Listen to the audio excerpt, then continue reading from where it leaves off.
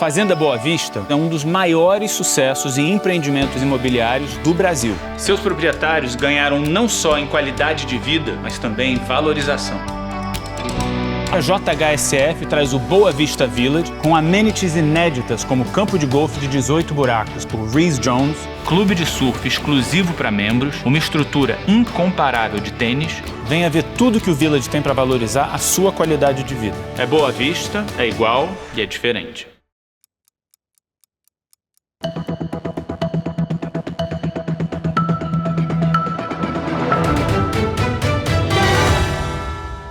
Olá a todos, sejam muito bem-vindos a mais uma edição do Amarelas On Air, programa de entrevistas de Veja. Eu sou Clarice Oliveira e hoje eu recebo aqui o governador de São Paulo, Rodrigo Garcia, que é pré-candidato à reeleição pelo PSDB.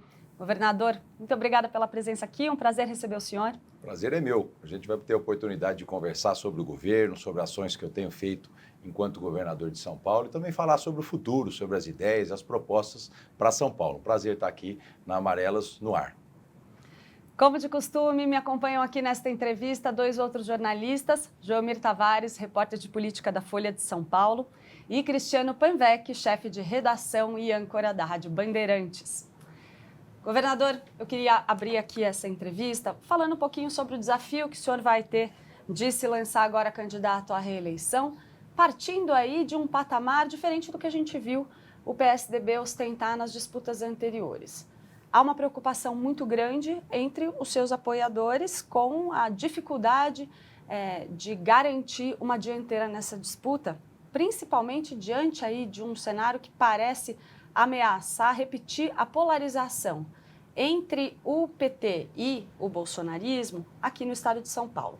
Como que o senhor vê aí esse desafio? Como que o senhor está se preparando para esse momento? E se há tempo hábil para romper aí esse cenário que a gente está vendo atualmente? Eu estou muito otimista. Primeiro porque nós conseguimos um grande arco de alianças partidárias e que faz com que a gente tenha a oportunidade, no momento certo, que é lá a partir de 15 de agosto, poder ter programas de televisão para expor minha história, para expor as coisas que eu penso, enfim. E esse arco de alianças mostra o contrário do que você está dizendo, mostra a confiança na minha candidatura. São 9 partidos que já estão nos apoiando. Isso dá um número muito grande de parlamentares, de candidaturas, de prefeitos, vereadores, vice-prefeitos, pessoas que lidam com a política paulista, né, que estão apostando, enfim, na nossa candidatura como o melhor para o futuro de São Paulo. Esse arco de alianças foi construído, enfim, com partidos que apoiam a terceira via em nível nacional, que apoiam o Bolsonaro em nível nacional, que apoiam o Lula em nível nacional, ou seja, mostrando que a minha candidatura aqui representa São Paulo. Eu sempre falo, Clarice, que eu vou jogar o Campeonato Paulista. Vou focar na eleição de São Paulo, mostrar a história de vida que eu tenho dedicada a São Paulo. Afinal de contas, eu me apresento como novo governador, mas eu não sou um novato na vida pública. Eu comecei aos 20 anos ao lado do nosso governador Mário Covas, enfim, que transformou o estado de São Paulo através das suas ações. Participei do governo dele, me elegi deputado muito jovem aqui no estado, fui 3 vezes deputado estadual, 2 vezes deputado federal, 5 vezes secretário, né? Então tudo isso me deu uma visão muito clara dos desafios de São Paulo. E agora, na condição de governador, eu tenho colocado toda essa experiência em prática, procurando montar um time de pessoas, de homens e mulheres, para nos ajudar nessa tarefa. Eu, nesses 2 meses de governo, Clarice, procurei renovar o secretariado com muita qualidade, chamando, por exemplo, o jovem economista Felipe Salto para ser o nosso secretário de Fazenda, a economista conceituada Zeina Latifi para ser secretária de Desenvolvimento Econômico, o doutor Davi Uip, que hoje lidera uma secretaria de Ciência e Tecnologia em Saúde. Ele não é secretário da Saúde, ele cuida do futuro da saúde de São Paulo, né? Então a gente pôde mostrar com esse time que nós estamos montando, pessoas que, enfim, são comprometidas com o futuro de São Paulo. Então, eu estou muito animado. Eu falo que as pessoas param para refletir sobre campanha, principalmente campanha de governador, porque, afinal de contas, a campanha de presidente ela toma conta do debate nacional, é a eleição mais importante, mas eu falo que a campanha de governador pega mesmo depois do 7 de setembro, né, o último mês de eleição. onde as pessoas param para refletir.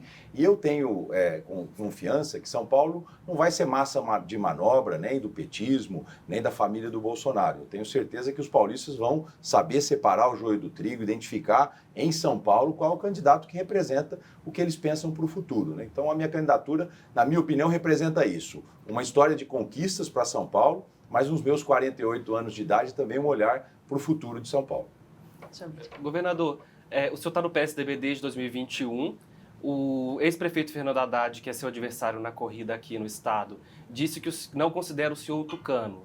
E há poucos dias o ex-presidente Lula disse que o PSDB acabou. Eu queria ouvir do senhor um diagnóstico sobre a sua situação no partido e a situação do PSDB hoje. Jomir, eu sou um novo tucano. Eu fiz a minha vida toda numa coligação aqui em São Paulo, composta pelo PSDB, pelo Democratas, antigo PFL, que foi o partido que eu me filiei aos 18 anos de idade. No ano passado eu fiz uma migração política, eu digo que eu não mudei de território na política, eu não mudei de lado na política.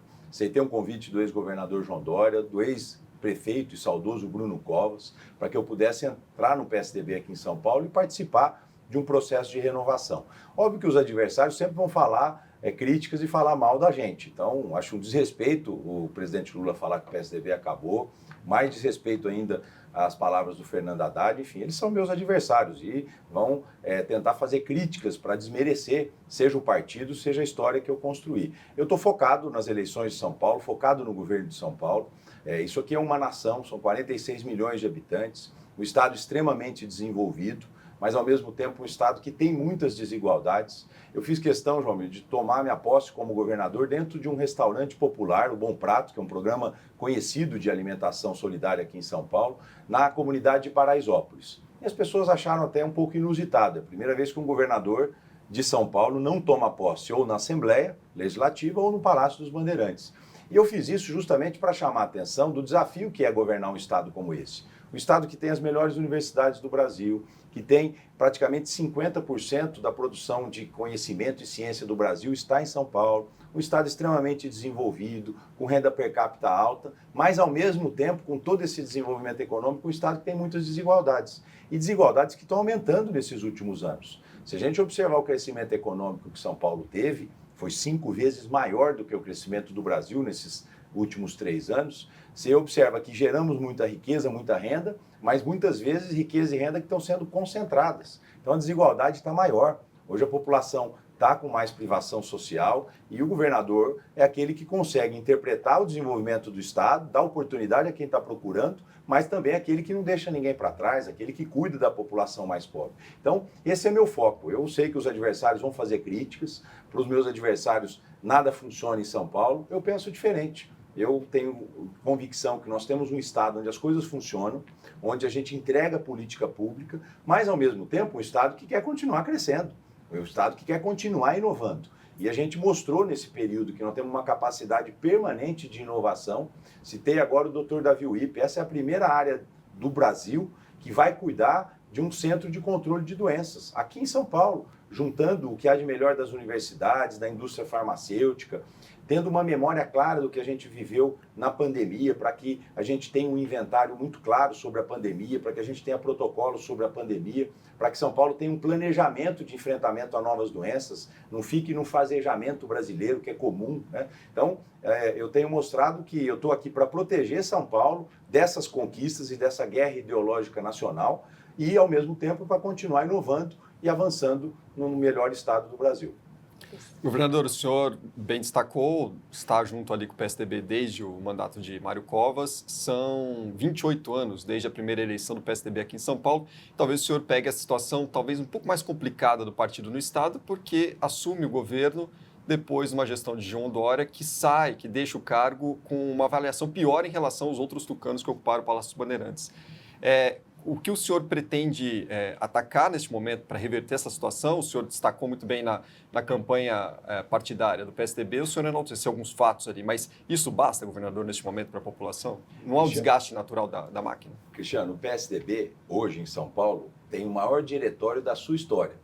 São mais de 260 prefeitos no estado, uma outra quantidade grande de vice-prefeitos, bancadas expressivas. Portanto, o partido em São Paulo está muito forte, muito ativo e muito representativo no conjunto do Estado. Agora, as pessoas votam em pessoas, elas não votam em partidos. O PSDB pode estar há muitos anos no governo de São Paulo, mas com pessoas diferentes. O Covas era diferente do Serra, que era diferente do João Dória, que é diferente do Alckmin. Ou seja, são pessoas com personalidades diferentes, com histórias diferentes e que representam na eleição daquele momento a interpretação do que a sociedade quer. Por isso que a cada 4 anos se escolheu um governador. E eu, nesse momento também, sempre falo, Cristiano, que eu estou aqui sim para proteger e mostrar que em São Paulo nós temos a melhor segurança pública do Brasil, mas nós precisamos melhorar muito. Nós temos a melhor saúde pública do Brasil, mas nós precisamos melhorar bastante. Nós temos uma bela educação no ensino fundamental, temos o grande desafio do ensino médio. Ou seja, eu estou aqui para proteger essas conquistas, para dar tranquilidade e a garantia de que todo o conhecimento que eu adquiri nesses 28 anos aqui em São Paulo me dão a tranquilidade de dizer o Estado nas minhas mãos vai continuar organizado. Mas, ao mesmo tempo, na minha idade, com 48 anos, não me peça para fazer mais do mesmo. Eu estou aqui para continuar inovando, para identificar na sociedade as melhores pessoas, homens e mulheres que possam nos ajudar no governo. Olha o secretariado que eu já nomeei nesses 60 dias. Esqueci até de falar da secretária de Desenvolvimento Social, que é uma das grandes pesquisadoras sociais desse país, professora do INSPER, a Laura Machado. Ou seja, um governo que tem capacidade de proteger e preservar as conquistas, mas ao mesmo tempo um governo que tem a capacidade de olhar para o futuro e continuar renovando. Então, eu represento um pouco isso no estado de São Paulo, que eu tenho chamado de paulista raiz, de espírito de São Paulo. O paulista raiz não é aquele que nasceu em São Paulo necessariamente. Eu falo muito, Cristiano, que São Paulo é o que é hoje, graças à diversidade da sua sociedade. Nós somos um estado que acolhemos as pessoas do mundo inteiro, as pessoas do Brasil inteiro, soubemos conviver com todas essas diferenças e fizemos dessas diferenças a potência que é o nosso estado de São Paulo. E eu estou aqui para preservar isso. Eu sempre falo que aprendi muito com as críticas que eu recebi, aprendi muito com as pessoas que não concordam com o jeito que eu penso e muitas vezes com observações pertinentes fizeram eu mudar de opinião ou fizeram eu corrigir a rota de alguma decisão nos cargos que eu ocupei. Então é dessa forma que eu administro São Paulo, ouvindo a sociedade, ouvindo as pessoas que pensam diferente de mim, para poder nas minhas decisões interpretar aquilo que a sociedade de São Paulo espera de um governador que ao mesmo tempo tem história, mas, ao mesmo tempo, tem futuro. Governador, o senhor falou ali no começo dessa sua fala que o eleitor vota em pessoas.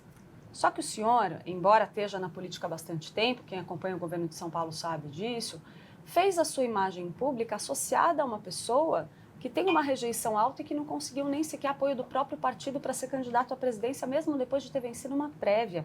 O senhor, por mais que haja aí um tempo para o eleitor de São Paulo se ligar na eleição, o senhor não teme que essa rejeição do Dória cole no senhor? Porque, querendo ou não, o pouco que o eleitor conhece do senhor, o senhor está associado ao Dória nesse momento, apesar da sua trajetória anterior, que a gente sabe que aconteceu muito mais em posições ali que dentro da máquina, não necessariamente na vitrine que fica visível para o eleitor. Como lidar com essa rejeição do Dória? Como isso pode impactar na sua campanha? Clarice, eu sou o candidato da minha história e do futuro. Fui vice do governador Dória. O governador Dória fez um bom governo. Não, mas o senhor é também o candidato do Dória. Eu sou candidato da minha história, que com mais de 20 anos de mandato, 4 anos como vice-governador e agora governador. O governador Dória fez um bom mandato. A administração dele é bem avaliada. Muitas vezes a rejeição que ele carrega, rejeições de determinadas decisões que ele foi obrigado a tomar e que geraram nele essa rejeição. Mas quando você pergunta sobre o governo de São Paulo, as pessoas aprovam. E eu vou defender o governo que foi feito e vou olhar para o futuro. Então, quem vai estar disputando a eleição sou eu. As pessoas não votam em A e ou B, eles vão olhar nos debates, olhar no programa de televisão, olhar na proposta de governo, aquele que mais vai representar o que o paulista espera.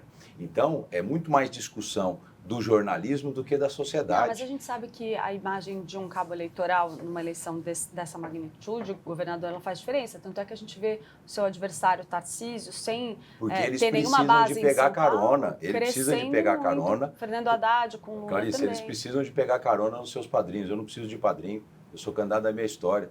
Eu estou no meu 6º mandato consecutivo. Sempre fui um dos deputados mais votados do Brasil, apesar de ser uma pessoa discreta. Porque eu acredito que quem tem que aparecer é a obra, não o político. que quem tem que aparecer é o resultado, não quem está fazendo. Eu sempre tive essa postura na minha vida. Até como governador de São Paulo, você observa que as coisas estão avançando, nós tivemos várias ações importantes nesses últimos 2 meses em São Paulo, e o que me importa é se a sociedade está reconhecendo a política pública, não precisa saber se é decisão do governador. Então, nós vamos discutir o futuro de São Paulo e discutir também o futuro do Brasil em eleições presidenciais. Então, eu estou muito tranquilo, muito seguro de que o governo de São Paulo é um governo bem avaliado. O governador Dória foi um bom prefeito de São Paulo, foi um bom governador, tomou uma decisão de sair da vida pública através de desistência da sua candidatura. Diferente de você, se ele quisesse ser candidato do PSDB, eu acredito que ele seria. Ele foi vencido por prévias, enfim, conseguiu conquistar uma prévia com mais de 20 mil pessoas votando, inclusive eu e tantos outros, mas por uma opção pessoal, talvez entendendo que a eleição esteja muito polarizada, ele resolveu desistir. Então nós vamos discutir São Paulo e vamos olhar para o futuro de São Paulo. É isso que nós vamos debater nesse período eleitoral. Governador, até sobre essa questão eu tenho uma dúvida. Quando o Dória desistiu da candidatura à presidência recentemente, uma das razões que foram mencionadas para essa decisão dele foi uma entrevista em que o senhor fez elogios a Simone Tebet, cotada como candidata da chamada terceira via também. O senhor já vinha conversando com o Dória a respeito desse tema. Eu queria entender se essa sua fala foi dita sem que Dória estivesse esperando que o senhor manifestasse essa simpatia pelo nome da Simone Tebet, e se isso realmente teve algum impacto na decisão dele, na sua avaliação. Belmir, veja o que ele disse quando ele desistiu. Foi uma decisão unilateral dele e que mostrou claramente que continua se filiado ao PSDB, apoiando a minha candidatura. O resto é especulação. Eu, como um agente público e hoje governador de São Paulo, sempre dei nas entrevistas que o meu candidato a presidente da República era o candidato da terceira via, enquanto o governador Dória era o pré-candidato, era o candidato que eu defendia, mas nós temos um conjunto de outros partidos, hoje principalmente o MDB, que poderiam apresentar novos nomes. E a partir dessa decisão, o candidato escolhido pelo esse conjunto da coligação seria o candidato definido pela terceira via. O governador tomou uma decisão de desistência da eleição e, naturalmente, agora eu defendo que o PSDB, portanto, não tenha candidato. Se tivesse que ter um candidato, seria ele, mas não tendo mais a candidatura dele, que apoie o MDB. Defendo até que a gente pudesse procurar a União Brasil para que a gente tentasse juntar esses partidos do centro democrático. O Brasil hoje vai fazer essa ponte para tentar trazer a União Brasil de volta para essa negociação? Afinal de contas, o senhor já fez parte aí dessa agremiação, pelo menos uma parte dela antes da fusão, né? Como que o senhor poderia contribuir com esse processo? E tem o apoio do União Brasil em São Paulo, do MDB em São Paulo. Eu acredito que se a gente conseguisse juntar esse centro democrático, que era o centro original, nós vamos ter mais chances da terceira via se viabilizar. O União Brasil lançou a candidatura do Luciano Bivar, até o partido aqui em São Paulo me procurou dizendo, olha, nós vamos te apoiar, mas vamos apoiar o Luciano Bivar. Eu, enfim, incentivei, o palanque está aberto, o União Brasil de São Paulo, portanto, apoia o Bivar, mas se a gente encontrasse um denominador comum entre MDB, União Brasil, PSDB e Cidadania, as chances da terceira via aumentaria numa eleição tão polarizada como essa. Hoje a eleição nacional tem praticamente 76% já de intenção de voto espontânea. Diferente de uma eleição de São Paulo, que está em 11% e 12%. Significa que a eleição nacional está muito consolidada e a de São Paulo ainda muito aberta. Mas eu defendo, quanto mais partidos e coligação nós tivermos em nível nacional, maior a chance da terceira via. Essa confusão no PSDB nacional interfere alguma coisa no estado de São Paulo? Olha, o PSDB sempre foi um partido que teve muita bicada interna, sempre muita disputa interna e sempre soube, de alguma maneira, conduzir as suas decisões, enfim, mesmo que não de maneira unânime, mas de maneira consensual. Espero que continue assim. Eu estou adorando, Cristiano, não ser mais dirigente partidário. A minha vida toda eu dirigi o PFL e o Democratas aqui em São Paulo, era vice-presidente nacional e estou adorando agora ser um mero filiado. Não participo da executiva nacional, não participo da executiva estadual, sou governador de São Paulo e pré-candidato à reeleição. Então o PSDB vai saber encontrar o seu caminho, enfim, e mais importante, precisa saber encontrar um caminho de renovação.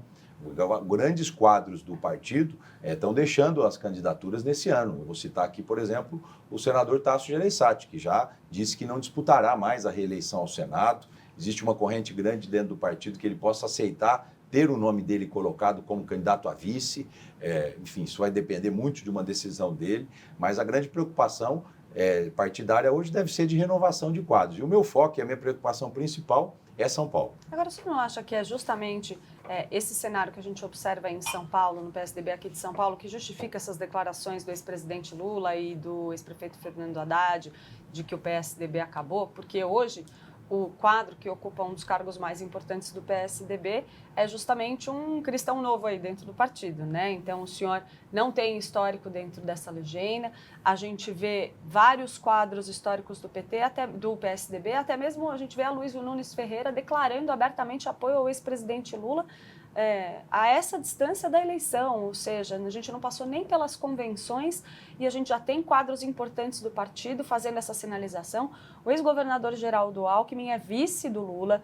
O senhor não acha que está havendo, de fato, uma descaracterização do PSDB aqui no Estado? Ou pelo menos é um partido diferente do que ele foi no passado. Não há alguma base nessas declarações? É natural, Clarice, que um partido que tem tanta história, né, tenha seus altos e baixos. Se a gente estivesse falando há 3 anos atrás sobre o PT, também, eu nunca disse que o PT acabou, que o PT não ia sobreviver, e hoje o candidato do PT é o primeiro colocado nas pesquisas. Mas hoje o PSDB está na baixa, então. O que eu digo? É natural, o PSDB já teve muitos governadores, já teve o presidente Fernando Henrique Cardoso, já teve a maior bancada no Congresso, e hoje ele não vive mais esse seu apogeu, mas governa São Paulo há muito tempo, com bons resultados de governo, e o diretório aqui de São Paulo é o maior da sua história. Então eu digo que todo partido, todo país democrático, os partidos vivem altos e baixos. E no Brasil, principalmente, onde você não tem uma valorização partidária, nós temos uma legislação eleitoral esquizofrênica, onde você vota nas pessoas, não vota em partido, onde você vota no candidato a deputado, enfim. Tudo isso faz com que partidos vivam momentos bons e momentos ruins, né? Eu pretendo focar aqui na eleição de São Paulo, defender o nosso estado de São Paulo contra essa guerra ideológica que hoje toma conta do Brasil, para que São Paulo continue sendo um bom exemplo de gestão. Um estado onde as coisas funcionam, onde vale a pena você ter responsabilidade fiscal, Clarice. Hoje nós estamos no maior investimento público da história de São Paulo, depois da própria crise da Covid. Então hoje nós temos o Pro São Paulo, que é o maior conjunto de obras de infraestrutura da história de São Paulo, temos maior investimento na saúde, na educação, fruto de escolhas que foram feitas, de responsabilidade fiscal, mostrando que fazer o certo no Brasil dá certo. Então, São Paulo precisa existir nesse conceito de gestão até como um contraponto à questão nacional. Eu lembro quando eu era deputado federal, Clarice, em 2014, quando uma das primeiras incursões do Poder Executivo de tentar quebrar regra de ouro do orçamento público federal. E nós estávamos lá, era 2014, já tinha passado a eleição, o presidente Dilma tinha sido reeleito, e nós conseguimos derrubar, naquela ocasião, esse projeto. Eu era oposição e continuo sendo ao PT, né? Por que eu estou citando esse exemplo? Porque já fazem praticamente 9 anos que o Brasil vem com déficit fiscal acumulado. E hoje a população brasileira está pagando uma conta brutal. A pandemia pode ter acelerado isso no Brasil e no mundo? Pode. Mas o fato é que o Brasil já não vinha bem. O Brasil já vinha de uma crise de 2015, que o PIB brasileiro caiu tanto quanto em 2020, no auge da Covid. O Brasil já vinha andando de lado num crescimento econômico, né? E tudo isso está fazendo com que a conta chegou muito alta, e chegou para os mais pobres. A inflação maior que nós temos dos últimos 20 anos está aí, preço de alimentos explodindo. Então, eu digo que se não existir São Paulo para mostrar, olha, a responsabilidade fiscal vale a pena. Aqui a gente tem recursos para fazer políticas públicas, aqui fazer o certo dar certo, o que será do país? Nós temos que mostrar, se a gente pegar o Sudeste, olha o que aconteceu com Minas Gerais, um dos grandes estados brasileiros com insolvência fiscal. Teve lá que o Brasil inteiro socorrer para poder fazer a renegociação de dívida. Olha o segundo estado do Sudeste, o Rio de Janeiro, a mesma coisa. Se São Paulo não continuar funcionando como funciona, o Brasil perde muito. Agora, governador, o senhor está pontuando aqui essas diferenças de São Paulo com o cenário nacional. O governo federal, sob Jair Bolsonaro, mais atrapalha do que ajuda hoje? Eu vou dizer dos números, Jomir. Eles deixaram São Paulo para o último da fila. Por exemplo, no DENIT. Nós tínhamos sempre um investimento federal aqui em São Paulo, no DENIT. Éramos o quinto estado de investimento. Hoje somos o último, que menos recebe. Se a gente observar as transferências voluntárias também, a Secretaria da Fazenda mostrou, está no menor nível histórico, caiu quase 40%, né? Então é natural. Hoje São Paulo vive de São Paulo, vive da arrecadação dos seus impostos, mas continua ajudando o Brasil, João. O Pacto Federativo, que é algo que a Constituição de 88 estabeleceu, fez com que o ano passado, e eu ajustei esses números agora com o nosso secretário Felipe Salto, os impostos federais arrecadados em São Paulo chegou a 722 bilhões de reais e voltou 46. Então, São Paulo sustenta o Brasil, 40% da arrecadação federal sai aqui da produção de São Paulo. E esse dinheiro vai para o governo federal e muitas vezes vai para o governo federal conceder benefícios fiscais em outros estados. Eu estava essa semana, por exemplo, no Vale do Paraíba, em São José dos Campos. E ali, ao lado de São José dos Campos, tem uma montadora, a Caoa Sherry, que acabou de anunciar que vai transformar essa fábrica em veículos elétricos, portanto, ela só volta a produzir a partir de 2025 e vai transferir a produção imediata dela lá para Goiás. Por quê? Porque existe um incentivo fiscal federal no Centro-Oeste para que as montadoras se estabeleçam lá fora do Sudeste. E provavelmente o incentivo que o governo federal está dando lá está usando dinheiro nosso, está usando dos 721 bilhões que se arrecadou em São Paulo. Então, um pacto federativo que concentra o dinheiro em Brasília e que deixa as demandas e os serviços para prefeitos e governadores. Então, nós estamos vivendo o ápice da injustiça nacional. Um pacto federativo que concentra dinheiro e também decisões do governo, muitas vezes políticas, sem nenhuma racionalidade, sem respeito a esse pacto federativo, mas que eu acabei de te dizer. Por que São Paulo é um dos maiores estados do Brasil e tem o menor investimento do DENIT? Né? Por que São Paulo tem carências importantes a serem supridas e não tem ajuda federal? É simples de responder, só pegar os indicadores fiscais aí do governo federal e ver o que ele passa para São Paulo. Governador, queria aproveitar que o senhor está falando desse assunto para mencionar essa polêmica toda em torno da possibilidade de redução do valor dos combustíveis com base em uma mudança no ICMS. A gente sabe que esse é um assunto que está gerando bastante polêmica lá em Brasília, vai exigir um esforço de negociação aqui por parte do senhor também. Queria a sua opinião sobre esses projetos que estão em discussão, também sobre essa nova proposta aí do governo federal, até mesmo de usar recursos da venda da Eletrobras, da privatização da Eletrobras, para de alguma forma criar uma compensação. Como que o Estado de São Paulo aí está se posicionando nessa discussão? Todo o esforço, Clarice, para a gente poder reduzir o valor de combustível. E esse esforço de São Paulo já está sendo feito. Em novembro do ano passado, os governadores do Brasil, na época o governador Dória aqui, congelou o valor do ICMS do diesel. Congelou em 63 centavos. Em novembro do ano passado, o diesel S10 custava cerca de R$ 4,90.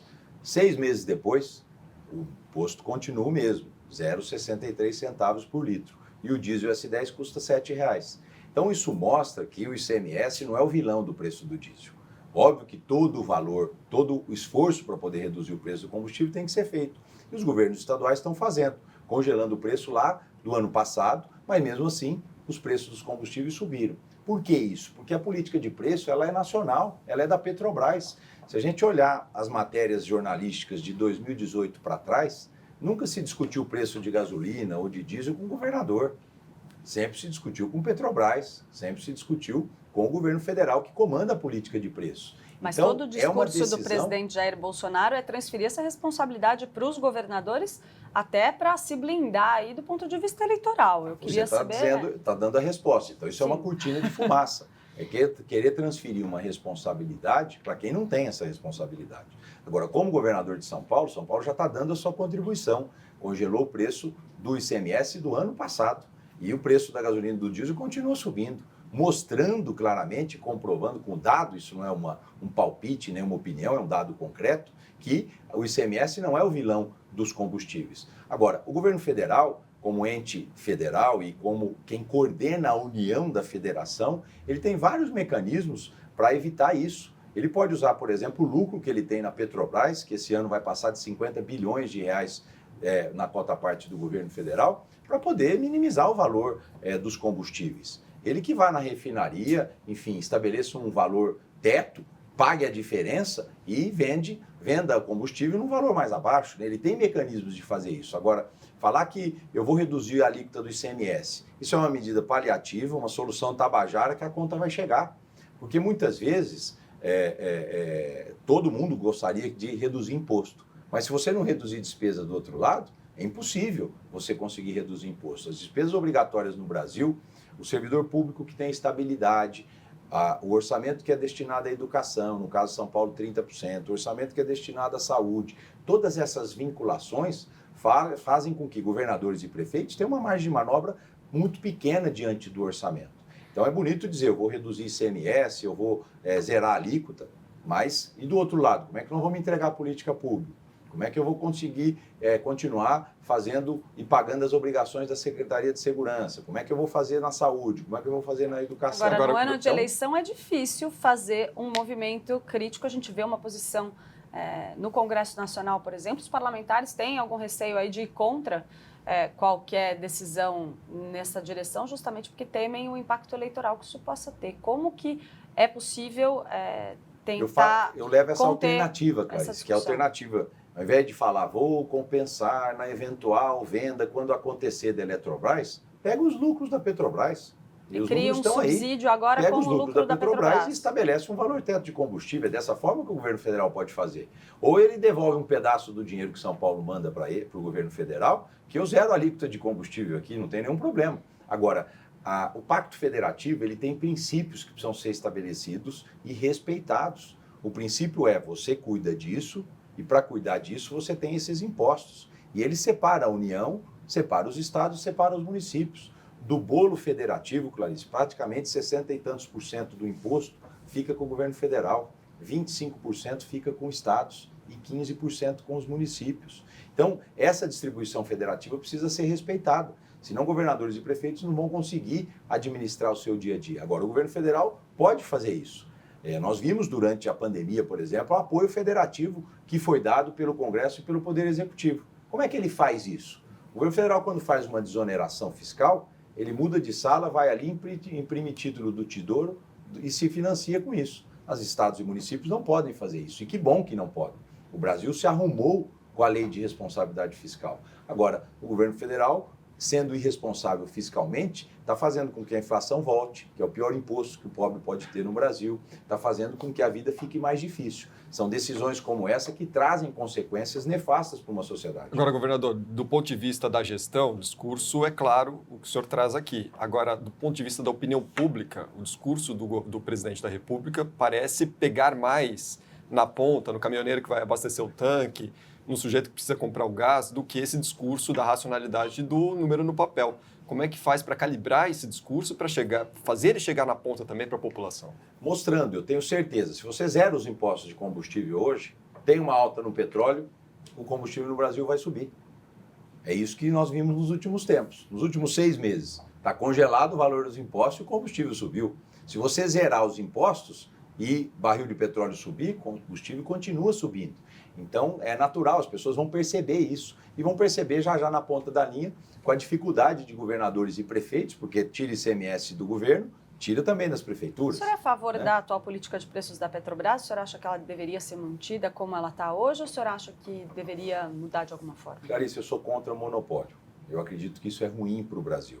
Quanto menos Estado, melhor para a sociedade. O Estado deve entrar onde a iniciativa privada não entra, que é na saúde, na educação, o senhor é a favor da privatização, na segurança então? pública. Eu não tenho dúvida. Eu sou a favor da privatização e de trazer concorrência para a questão do mercado de combustível no Brasil. Esse é o grande problema. Essa concentração na Petrobras, que não é uma empresa necessariamente estatal, o governo tem ações na maior parte, mas ela age como uma empresa privada com monopólio. Então, isso é o pior dos mundos que o Brasil está vivendo, né? Uma empresa privada que tem monopólio para poder administrar um país desse tamanho num abastecimento de combustível.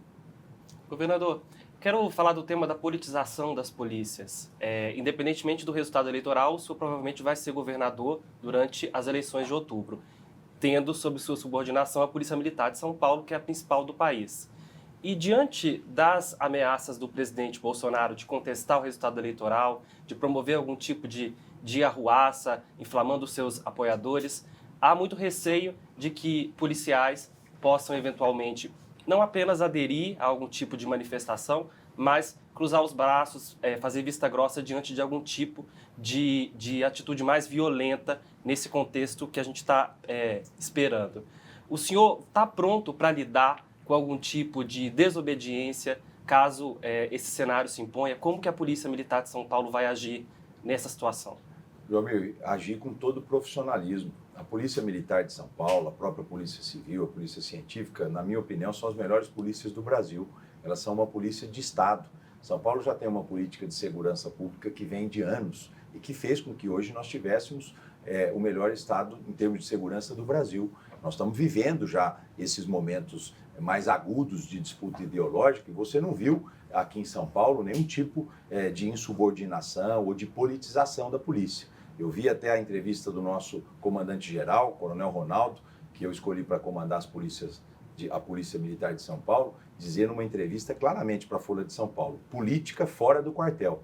Dentro do quartel, eles juraram a Constituição e eles devem proteger o cidadão de bem. Então, eu não tenho essa preocupação de maneira muito sincera. A Polícia de São Paulo, óbvio, é uma grande corporação, são 120 mil homens em todas as polícias e mulheres. Muitas vezes você pode ter um ou outro que quer politizar, mas não é o conjunto da Polícia de São Paulo. A Polícia de São Paulo é muito profissionalizada, muito treinada e responsável hoje por cuidar de um Estado-nação entregando resultados. O senhor acredita no risco de golpe, de alguma ruptura institucional no país? Nós estamos vivendo, João Mir, uma falta de harmonia entre os poderes. Eu acho que nós estamos muito longe de uma ruptura institucional. Eu, como já fui deputado federal, enfim, deputado estadual, presidi o parlamento aqui em São Paulo, como presidente da Assembleia, fui líder de bancada lá em Brasília. A gente sempre acostumou-se com um país que os poderes viviam em harmonia, com a sua independência, mas com certa harmonia. Quando essa harmonia deixa de existir, começa essa confusão. Eu, por exemplo, vejo muitas vezes qualquer assunto que não era caso de ir para o judiciário, provocasse o Supremo Tribunal Federal para ele se manifestar. O Supremo não age de ofício, ele tem que ser provocado. E muitas vezes essa falta de harmonia está fazendo que tudo desague-se no judiciário. Então é importante a gente saber e separar o que é um risco institucional do que é uma falta de harmonia. Hoje eu vejo uma falta de harmonia entre os poderes e não vejo nenhum risco de ruptura institucional. Governador, o seu adversário, Fernando Haddad, quando ele veio aqui, ele fez um discurso muito forte pedindo que o PSDB se engaje, de certa forma, até ingresse na campanha do ex-presidente Lula, seja agora, né, num cenário aí que parece muito pouco provável, mas pelo menos no segundo turno, e falou até na formação de uma espécie de coalizão, um governo que reuniria todas essas forças políticas para isolar Bolsonaro na oposição. Então, seria junto com o Centrão, é a proposta dele. Deixa o Centrão lá com o Bolsonaro e a gente forma um governo de coalizão novo que traria o PSDB, mas o PSDB de verdade, mais ou menos, né? Ele diz que o senhor e Dória, por exemplo, não são PSDB, mas ele fala no PSDB quadros históricos do partido. De qualquer forma, o senhor está no PSDB e é governador do maior estado do país pelo PSDB. Supondo que a gente chegue em um segundo turno entre Lula e Bolsonaro, o senhor acredita que o PSDB deveria cogitar aderir à campanha do ex-presidente Lula ou, quem sabe, até um eventual governo com base na ideia de derrotar o bolsonarismo? Você me pergunta isso no segundo turno, se o segundo turno for com Lula e Bolsonaro, Clarice. Eu não sou daqueles políticos que antecipa nenhum tipo de prognóstico. Eu sou candidato a governador de São Paulo, pré-candidato, estou muito animado com a minha eleição, jogo o Campeonato Paulista e vou apoiar, você vai ver na minha cédula, o candidato da terceira via, o candidato que o PSDB apoiar, que hoje provavelmente é a senadora Simone Tebet. Né? Se ela não passar para o segundo turno, numa eleição tão polarizada, no segundo turno vai se discutir o que é melhor para o Brasil. Eu não acho que o melhor para o Brasil seja nem Lula e nem Bolsonaro, por isso vou apoiar a terceira via. E o ex-prefeito Fernando Haddad mostra que ele está muito mais preocupado com a eleição de São Paulo, do Brasil do que a eleição de São Paulo. Eu disputo o Campeonato Paulista, estou muito focado em proteger São Paulo contra essa guerra ideológica. O Haddad deve imaginar, por ter sido derrotado pelo Dória, como prefeito, aliás, ele perdeu para o Dória e perdeu para branco e nulo. Depois veio a intenção de voto dele. O Datafolha mostrou que ele foi o pior prefeito da história de São Paulo, com a pesquisa publicada lá no final da sua gestão. Ele fica com esse complexo do passado, querendo criar ações ou coligações mirabolantes para o futuro. O PSDB sempre combateu o PT.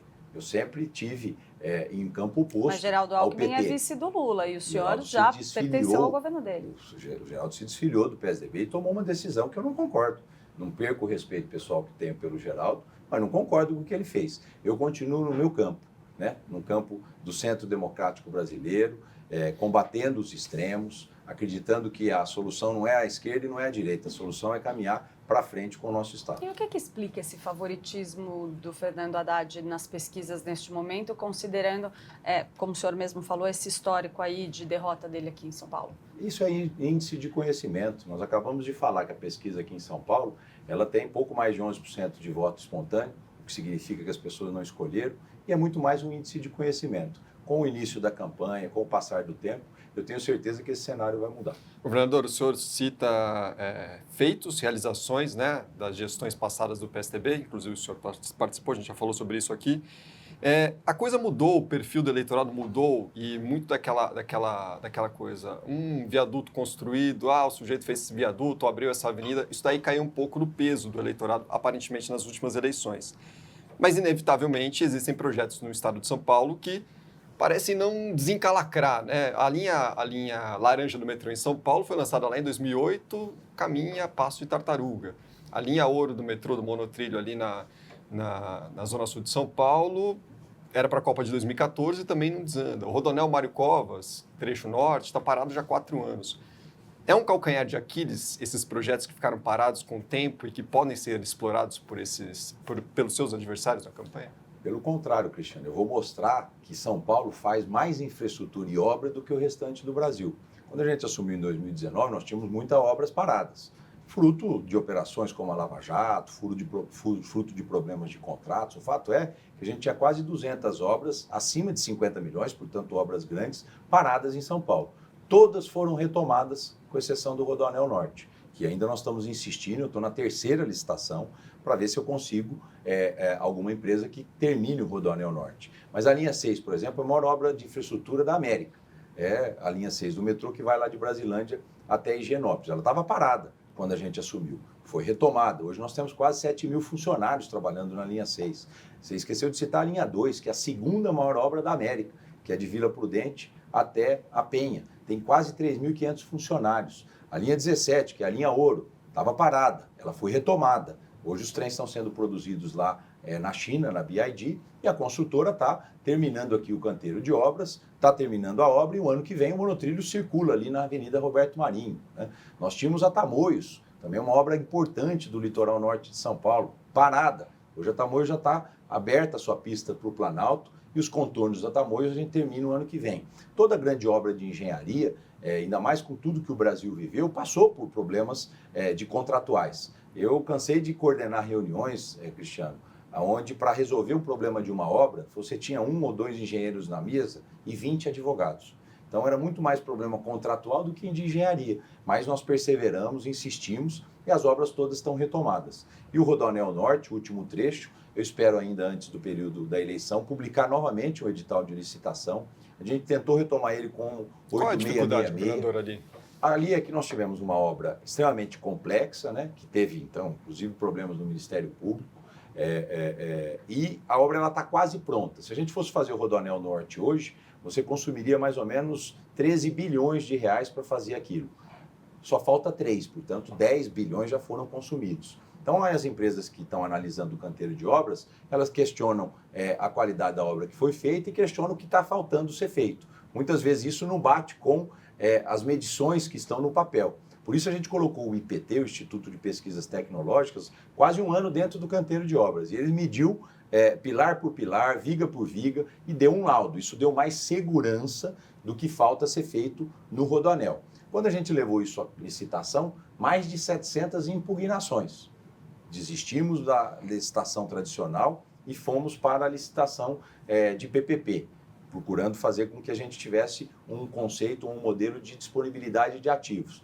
Também não foi possível. Tive que cancelar o leilão agora no mês de abril. Até porque nós colocamos a possibilidade do free flow, que é aquela cobrança de pedágio sem barreira, e existe ainda muita dúvida das concessões do Brasil em relação ao free flow. E nós colocamos o free flow como algo obrigatório no Rodoanel, para que você não tivesse que parar em cabine de pedágio, aquilo de maneira, uma barreira eletrônica, identificava o veículo e fazia a cobrança. Quem tem já o tag, a cobrança vai para o tag, quem não tem o tag, vai a cobrança na sua casa através da placa. Então, as concessionárias têm um pouco de insegurança em relação a isso, mas é o caminho para o Brasil. Se você viaja o mundo hoje, você vai observar que os países estão demolindo as praças de pedágio física e ficam as praças de pedágio virtual. e a gente quer fazer isso no Rodoanel Norte nesse último trecho. Então devemos republicar isso nas próximas semanas. Governador, eu vou só interromper um pouquinho, gente, só para avisar que a gente está se aproximando um pouquinho do nosso tempo. Então eu vou abrir aqui mais para um último giro de perguntas. A gente pode começar aqui pelo Joelmir, por favor. Eu quero falar com o senhor sobre Cracolândia. Em 2017, o João Dória, que foi seu antecessor no cargo, quando era prefeito, anunciou que a Cracolândia havia acabado, depois de uma ação ali que foi muito mais policial do que de assistência. A gente sabe que a Cracolândia não acabou, tanto que hoje está em curso uma outra ação que envolve governo estadual e prefeitura, que novamente aposta mais na via da polícia, da repressão, do combate ao tráfico, do que necessariamente da assistência àquelas pessoas. O que leva o senhor a acreditar que dessa vez o resultado pode ser diferente? João, eu não penso que nem a esquerda, que não é para prender ninguém, e que nem a direita, que é para prender todo mundo. Eu acho que é polícia para traficante e tratamento para o dependente químico, que é o que está acontecendo hoje na Cracolândia. Nós tivemos 23% de aumento de procura por tratamento. Hoje nós já temos uma série de internações involuntárias feitas pelo médico e pela família de dependentes químicos que estão sendo internados ali na Cracolândia. O fluxo hoje é muito menor do que era lá atrás. Então, se você somar a quantidade de pessoas que teve no período de 2013 a 2016, é infinitamente maior do que teve de 2017 para frente, e hoje nós estamos vivendo o menor fluxo da Cracolândia. Nós temos que perseverar. Não existe uma solução simples para a Cracolândia. Por isso, polícia para o traficante e tratamento para o dependente. Nós temos várias estratégias em curso hoje na área da saúde, que é a questão da própria internação involuntária, mas a internação voluntária cresceu muito. Quando você dispersa o fluxo, o dependente se sente menos protegido ou acolhido por esse fluxo, e ele procura o tratamento. Então, nós já temos demonstrações claras que ali no entorno, seja no Cratod, seja nos CAPs AD, seja nas tendas da prefeitura, está tendo uma procura maior por tratamento, e nós vamos perseverar nesse caminho. Mas, ao mesmo tempo, interromper o abastecimento de droga. Nós começamos a prender os pequenos distribuidores de droga, subimos já para uma segunda escala dessa distribuição de droga, e agora a polícia está focada no traficante ou nos traficantes que fornecem a Cracolândia, né? Porque você interrompendo o fornecimento, quebrando ali o fluxo dessas pessoas para que elas busquem o tratamento, a chance de sucesso é maior. Governador, quando o Geraldo Alckmin era governador do estado de São Paulo, ele tinha como característica todo fim de semana, sexta-feira, sábado, domingo, eventualmente migrar o governo para cidades do interior. Me chamou muita atenção, logo como na primeira semana que o senhor assumiu o cargo, na primeira sexta-feira o senhor já foi visitar uma cidade interior. Essa circulação do senhor pelo interior, nesse contato mais próximo com os prefeitos do interior, isso daí é vital para um governo em si, mas mais importante neste momento, para a sua campanha, inclusive? Cristiano, eu acredito nisso. Eu acredito que um governo que ouve mais erra menos. E eu sempre fiz isso em todos os cargos que eu ocupei, né? Seja como secretário, seja como deputado. Eu sempre circulei muito por São Paulo, conheço todas as cidades do estado, as 645 cidades, de visitar mais de uma vez, né? Seja como parlamentar, seja como secretário. Como governador não sou diferente. Eu também ando muito no interior, ando a capital e fiz o governo na área, que é uma forma de levar todo o governo para também atender a população no interior. Nós já estamos na 17ª edição, na Grande São Paulo e no interior, onde eu levo secretários e secretárias, presto contas do que o governo está fazendo naquela região e, além disso, escuta a sociedade sobre novas demandas. Um governo que ouve mais, a chance de errar é menor. Então, eu acredito muito nesse modelo de governo. O governo precisa estar próximo das pessoas, principalmente agora, Cristiano, no momento onde a vida não está fácil e ela tem que sentir a presença dos governos próximo, entregando política pública. Foi nessas visitas que eu tive a ideia de fazer um mutirão de cirurgias, porque nós tivemos as cirurgias eletivas em São Paulo represadas por 2 anos no Brasil inteiro, né? Por conta da Covid, não houve cirurgias eletivas. E nós temos 540 mil pessoas esperando. Eu fui abordado por mulheres, por homens no interior, governador, eu estou sem previsão de fazer uma cirurgia simples de hérnia, de varize, e foi daí que surgiu o mutirão de cirurgias, ouvindo a sociedade. Hoje nós vamos, em 5 meses, zerar todas as cirurgias eletivas do Estado. Como é que nós vamos fazer isso? Fazendo nos hospitais do Estado, mas comprando também cirurgias na iniciativa privada. E pela primeira vez o governo de São Paulo vai pagar o dobro do que o Ministério da Saúde paga na tabela SUS para conseguir ter adesão da iniciativa privada. Mutirão não é algo necessariamente novo, Corujão da Saúde não é algo necessariamente novo, mas quando você escuta a população para ver onde o calo está pegando, é mais fácil de você tomar a decisão que vai beneficiar a população. E o governo na área tem esse espírito. Governador, como o senhor foi bem objetivo nas suas respostas, eu vou abusar um pouquinho e fazer 2 perguntinhas para a gente encerrar. A primeira delas, alguns dos seus adversários que tiveram aqui já no programa comentaram essa questão das câmeras nas fardas dos policiais. Gostaria de saber a sua resposta aí diante das críticas que são feitas a esse mecanismo. Alguns deles falam em revogar ou pelo menos aperfeiçoar, mudar o uso dessa ferramenta. E a outra pergunta que eu queria colocar para o senhor, antes da gente encerrar, é que o ex-governador João Dória, no momento em que ele desistiu da candidatura, ele anunciou que ele pretende colaborar com a campanha do senhor. Eu queria saber se o senhor vai reservar algum cargo para ele na sua campanha, se ele vai participar ativamente do comitê de campanha, vai ter um papel ativo na campanha do senhor, seja até mesmo como cabo eleitoral, acompanhando o senhor em viagens, por exemplo, ou se ele vai dar esse apoio mais nos bastidores, como que isso poderia se dar? Câmeras policiais, Cristiane, eu sou completamente favorável. Eu até dei uma entrevista logo quando assumi, na Veja, aqui na Vejinha de São Paulo, no dia 2 de abril, eu tinha acabado de assumir o governo e o jornalista me fez esse questionamento. Eu digo, olha, eu não tenho nenhum problema de mudar, eu tenho muitas dúvidas sobre a Câmara. E naquela semana saiu todas as pesquisas do primeiro ano dos resultados das câmaras corporais em São Paulo. E as pesquisas foram muito positivas, no sentido da diminuição da letalidade, da proteção do policial. E ficou claro para mim que a Câmara protege o policial e filma o bandido. E a partir daí, consultando os nossos comandantes, Clarice, nós sentimos claramente que as câmaras foram um grande avanço. E não foi uma ideia necessariamente desse governo. A Polícia de São Paulo já estava planejando isso há muito tempo e o governo teve a coragem de tirar isso do papel e tornar realidade. Então, eu reeleito em São Paulo, a política de câmaras corporais vai continuar, com toda a liberdade da polícia usar a melhor estratégia, o melhor protocolo na utilização dessas câmaras. Quem sabe disso são as forças de segurança, não são necessariamente os candidatos ou o governador do estado. Então, total apoio.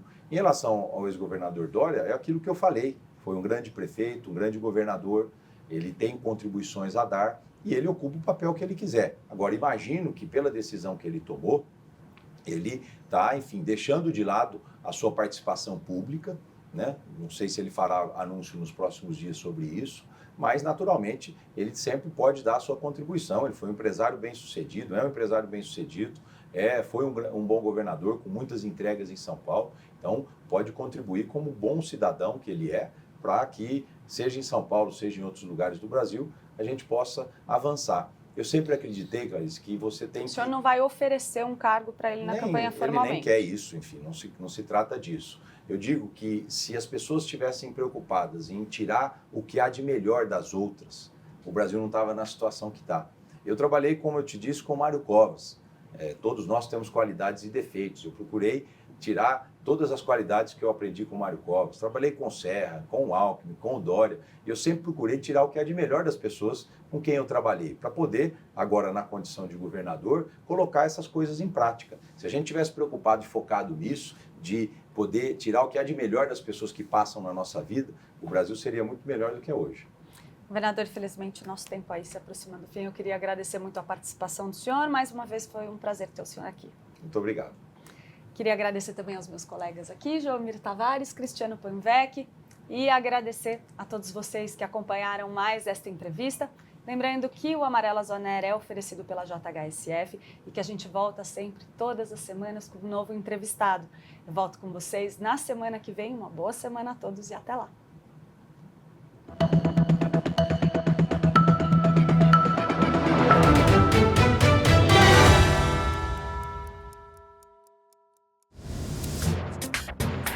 No Brasil, notícia tem nome. Veja. Veja investiga. Confere. Apresenta o fato e as consequências. Veja. Quem lê, sabe.